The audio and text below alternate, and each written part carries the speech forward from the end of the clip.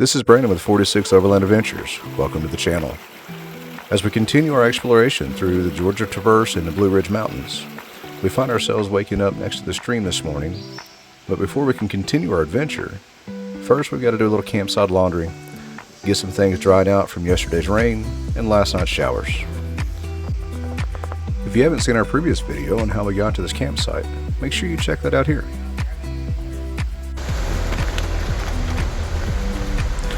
After packing up camp, we set out on the Forest Service Road. About a mile up the road, there was a place to park where we could hike in and catch up with the Appalachian Trail at Cowart Gap. However, we didn't realize that this trail hadn't been taken in quite some time, and so we ended up having to do a little bit of trail maintenance on a few of the really tight spots.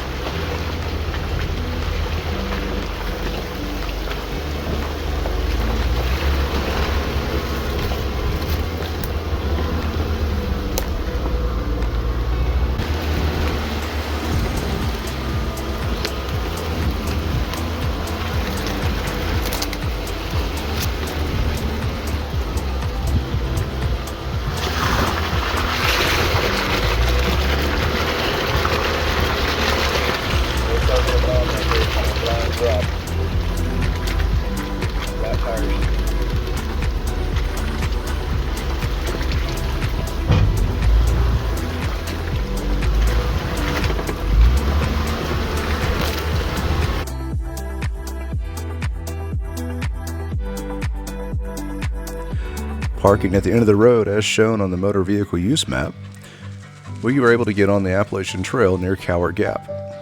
From there we decided we would head north. This would put us going toward Buzzard Knob, which would be about a 1.5 mile hike.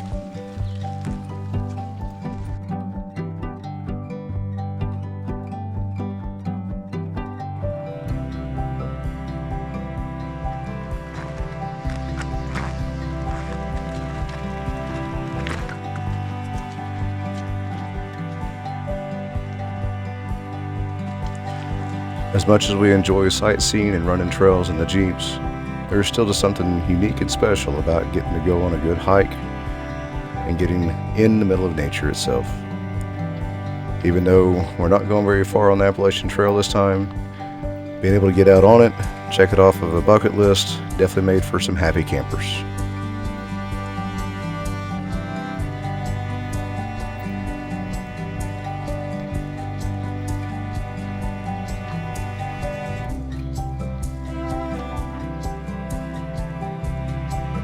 So happy the sun's back. Took it long enough to get out. We almost had rain. I mean, we still have drops, but that's just blowing it out of the trees from this morning. Got a little bit. I'm also looking at stuff too. Where's he finding that? You got a straggler. Goodness. Playing on your phone when we have all of this. Domesticated rednecks post on Instagram. Never mind. Way more important.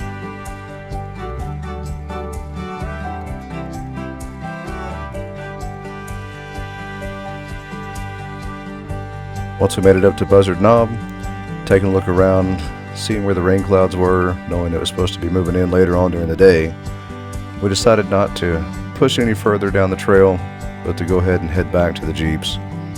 Try to get there before we got hit with the rain.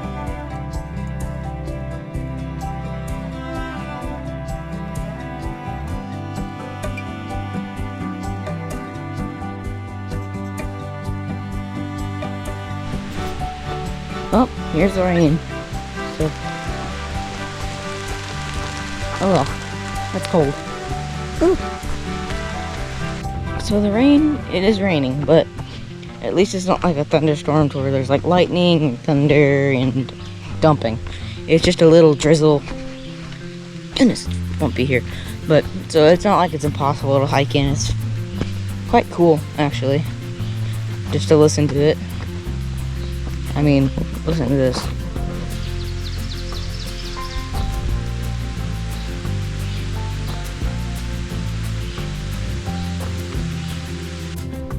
And boom, just like that, the rain is kind of gone. It's amazing. I use that word a lot. Gorgeous. Yeah, there's another word for you. Rain may have started back up again, but it's not gonna hurt anybody.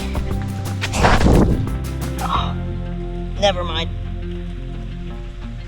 That's...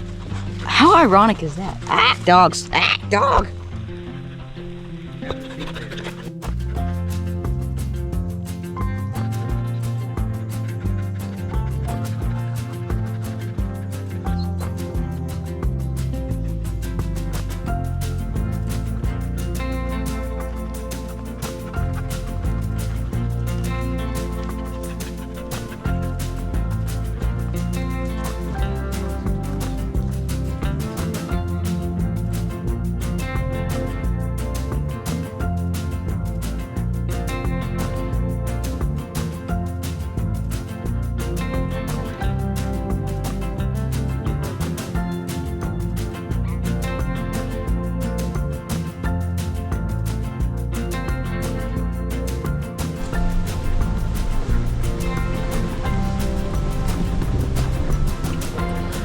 After the intermittent showers on the way back to the Jeep, we finally get there and make our way back down the Forest Service Road until we get to some pavement.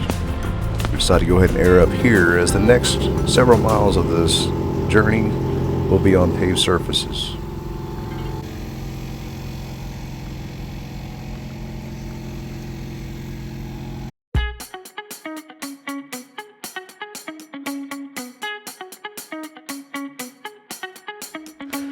As we find it true once again, not every adventure has to be off of the paved road. Even these local highways and paved roads around this area provide plenty of scenic opportunities, and you never know what might be just around the corner.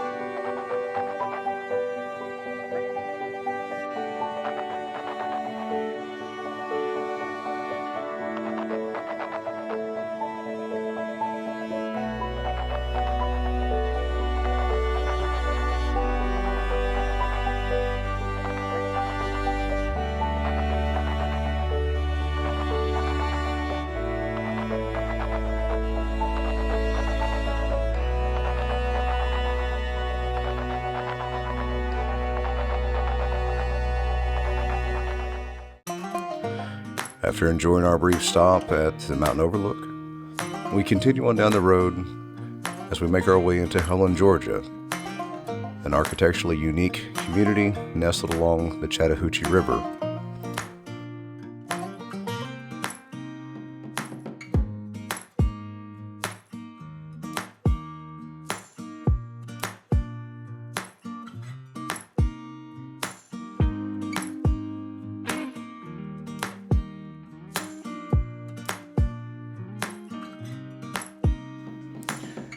In addition to hearing about the unique town of Helen, Georgia, we had also done a quick search and figured out that there was also a Dollar General here, in addition to several fuel stops, so it was a great place for us to stop in, resupply, and also top off of fuel before continuing further west down the Blue Ridge Mountains.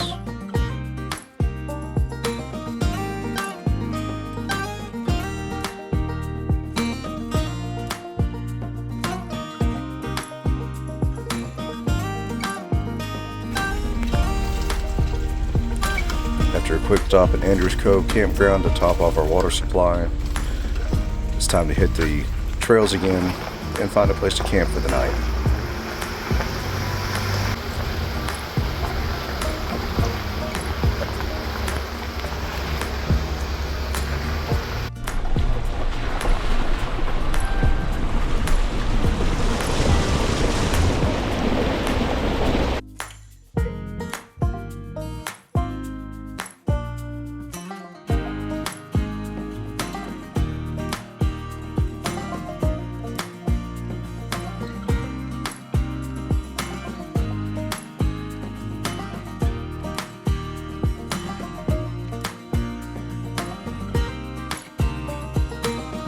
What's for dinner tonight? We're having beef brats and butter cheddar brats with leftover chili, a couple of leftover hot dogs. I'm heating up a little bit of leftovers and enjoying some good food. Let's see, tomorrow's Tuesday, so if we do half pavement and then drop into the trail around as close to the waterfall as we can find, run trail to the waterfall, go hike up, check it out, come back, and then see how far we make it before we can find a decent campsite set up, and then go ahead and get up early Wednesday, start the frog loop, go up into Tennessee, see where it takes us, and then from there, but if we end up peeling off on like the northwest side of the frog loop, we can jump up and hit Chattanooga, and then up to I-40, take 40 down and go hit the Ozarks. So we've got rain coming in, increases chances of it by 9 tomorrow. So if we get up, get the tents and stuff all broke down, see if we want to cook, otherwise grab something and get down the road. Well, 60 miles is the time I have been home.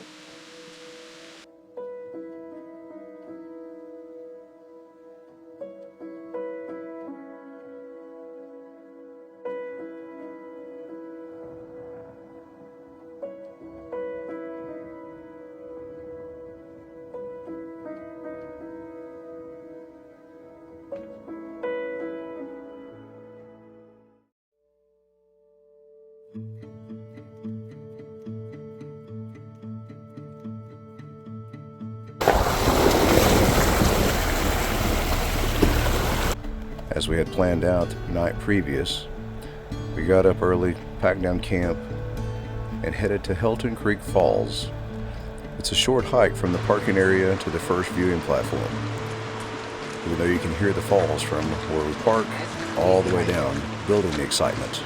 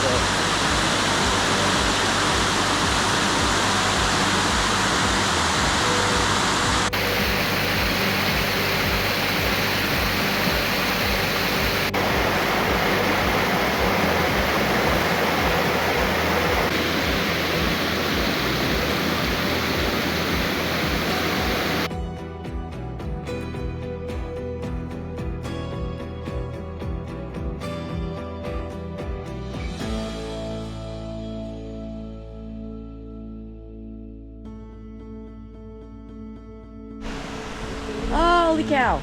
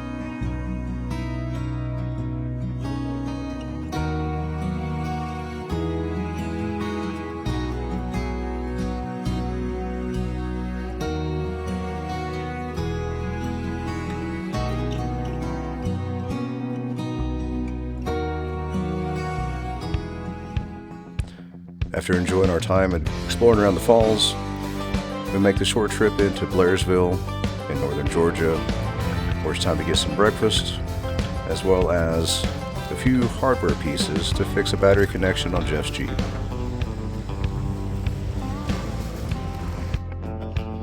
As we make our way to explore the Big Frog Loop section of the Georgia Traverse, we decided to go ahead and stop in at Morganton Campground on Lake Blue Ridge to be able to freshen up and get showers, as well as kind of let things air out with the Jeep after several nights of rain. If you're in this area needing a place to freshen up on a road trip, this is a great place to do it. The concessionaires and U.S. Forest Service staff have done a great job on this facility and the upkeep of it. We started our adventure at the Big Frog Loop by checking out a weeping rock outcrop.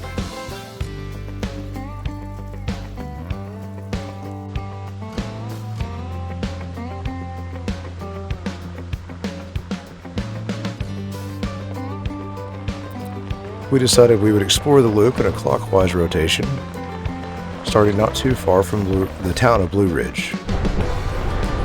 Most of the roads that we found on this loop, in this section of trail, were pretty well maintained gravel roads and far from anything technical.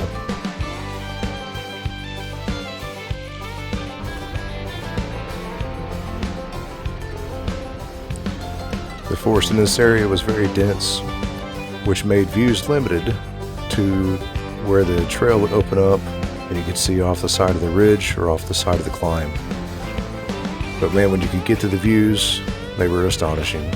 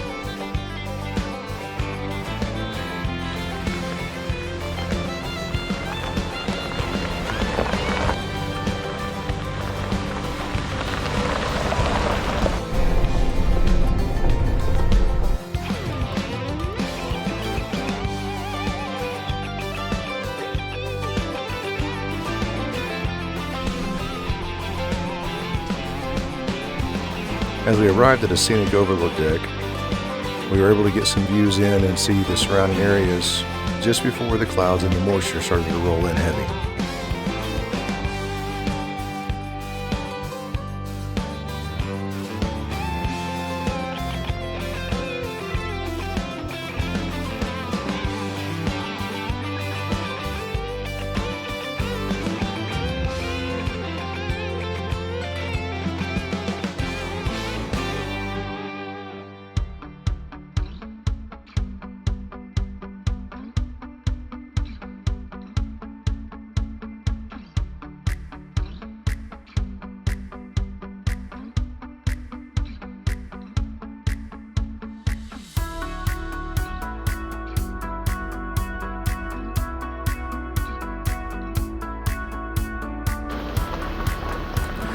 As the clouds and the moisture rolled into the hills, it definitely provided a different experience for the forest moving forward.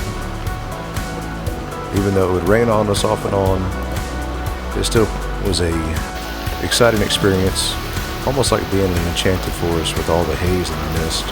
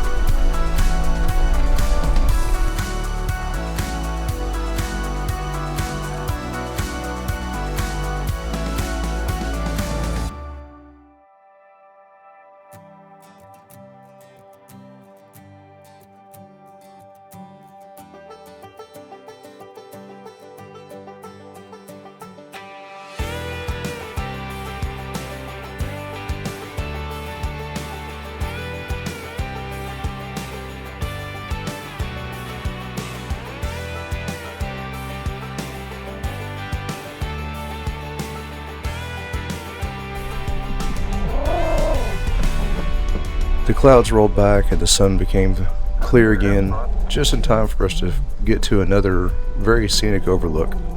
This one was right on top of a ridge. You could see off both sides very well.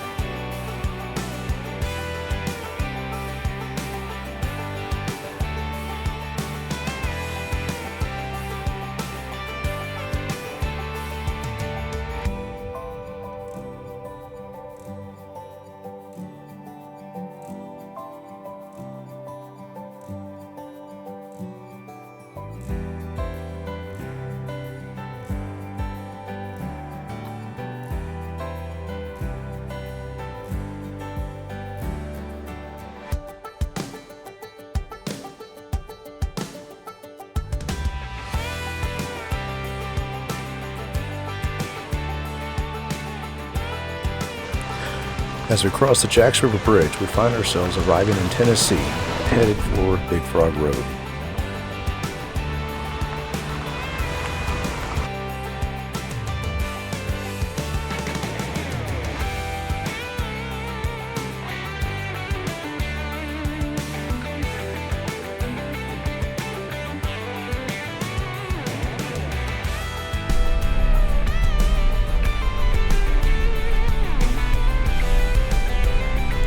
As we got to the Big Frog Road, we saw signs for active trail maintenance, but we're hoping that we'd be able to make it all the way through without having to turn around.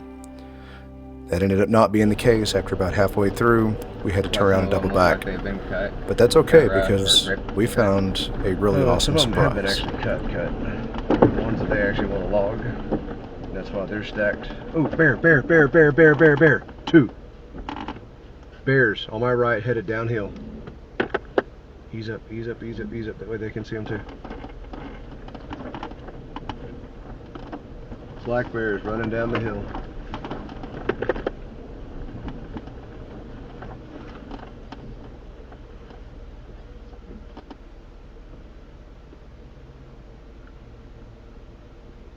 Look like 3 cubs. Where's Mama? I thought it was a mama plus 2. Not a bit. A little bit bigger. I bet we got it on this. Yeah, Because maybe. it goes all the way down at the bottom. Yeah, okay. Ease up and look up So did here. they run right across the road or what? Look Yeah, over- they were crossing the road and one of them kept looking uphill, so there may be another one uphill. Kimber's alerting that she smells something. Axel is too.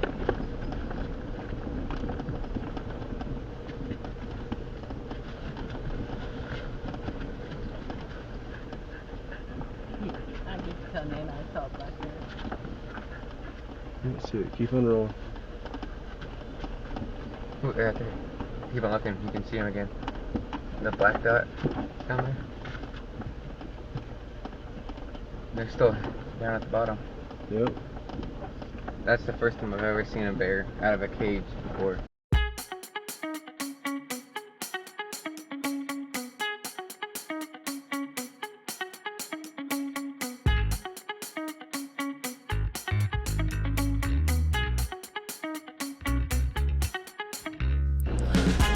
After our bear sighting, we head back down to Sneed Creek Road in search of camp for the night.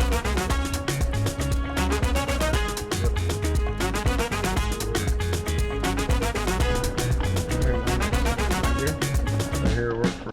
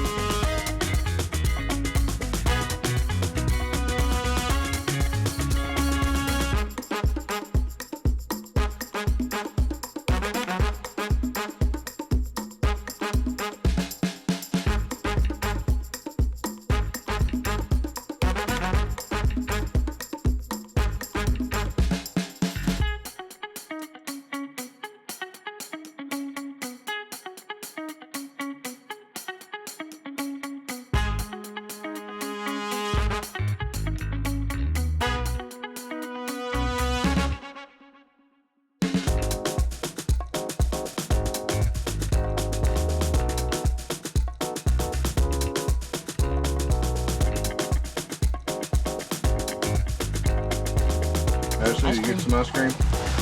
Let me take one.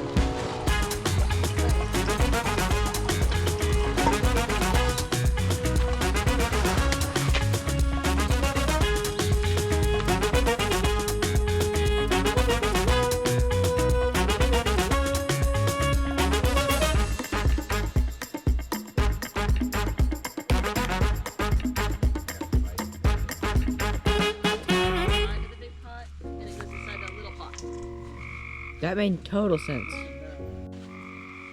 Fire feel good. Turn it up.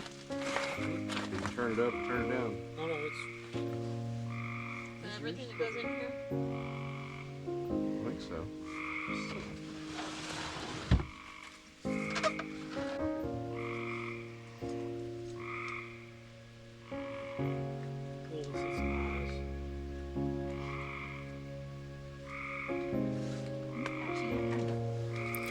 After another good trailside supper and even some ice cream for dessert, it's time for bed.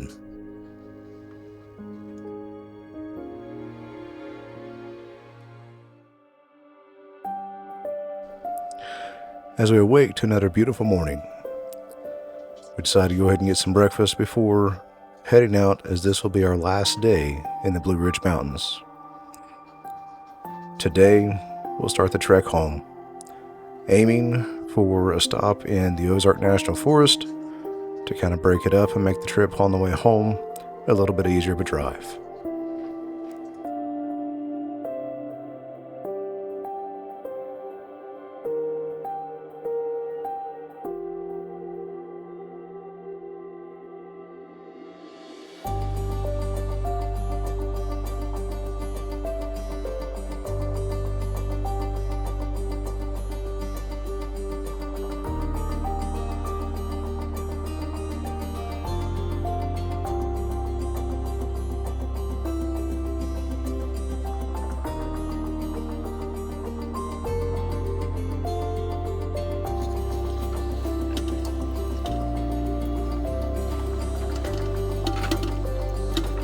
Jeff, the camp cook for this morning.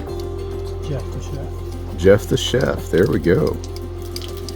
He is getting some pancakes, frozen pancakes, not from scratch, sorry. Shook these and mixed them. I even raised the corn and flour. Well, then you froze them, right? Yeah. See, there we go. We got sausage and hash brown to go with it.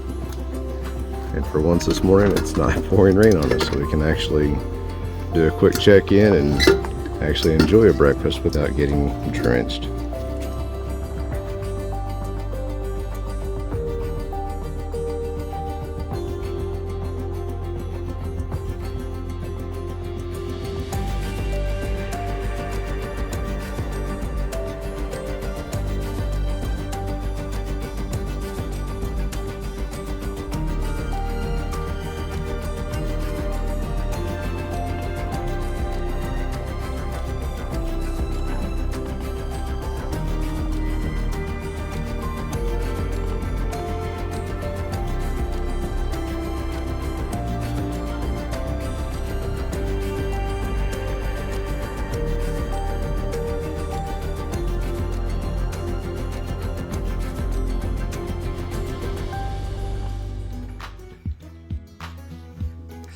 We once again find ourselves on some narrow paved back roads, making our way toward Osanee to be able to air up before we get on the highway, making our way back west.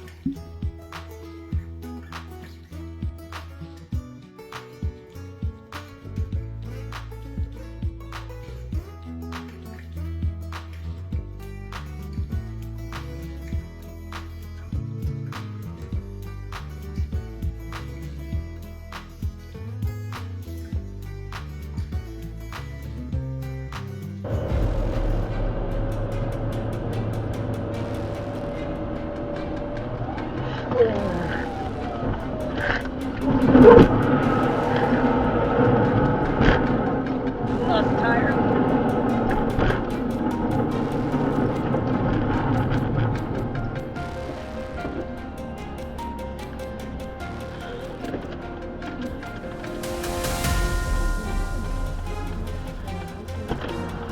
You guys good? Yep.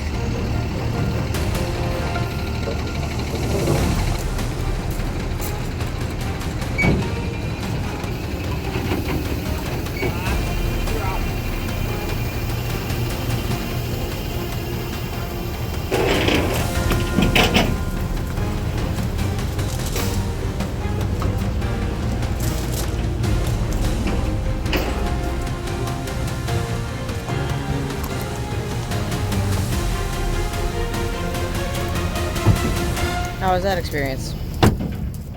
It was an experience. We're safe, we're sound, but I don't want to repeat. Hey puppies, how'd you like that experience?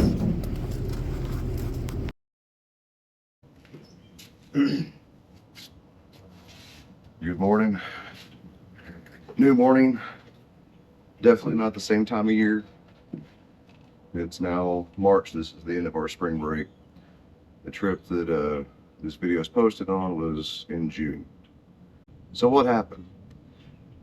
We were on our way back and we were going to kind of break up the trip home, spend the night in the Ozark Mountains, just to kind of break it up so we wouldn't have quite as hard of a push. And we had just come off of the Big Frog Loop there in southern Tennessee and had just got into Chattanooga. I looked at it the other day and I think it was about 89 miles, give or take roughly. And we were on I-24 and next thing I know, Jeep redlines and we're getting passed by the passenger rear tire. Not something you want to see or experience when you're in a fully loaded rig, or any time for that matter. But by God's grace, he kept us from, rolling it over, kept us from hitting anybody else, kept anybody else from being injured by a rogue wheel and a portion of an axle shaft rolling down the highway. So we got pulled off, got stopped safely, had just maybe a mile or so behind us, we actually had the Tennessee Highway Safety Crew, which they've got nice bright yellow trucks and big signs on top that they can flip up if there's a road hazard or something. So they were able to block traffic for us. So it wound up being very much an ideal situation to be in an unideal situation, if that makes sense.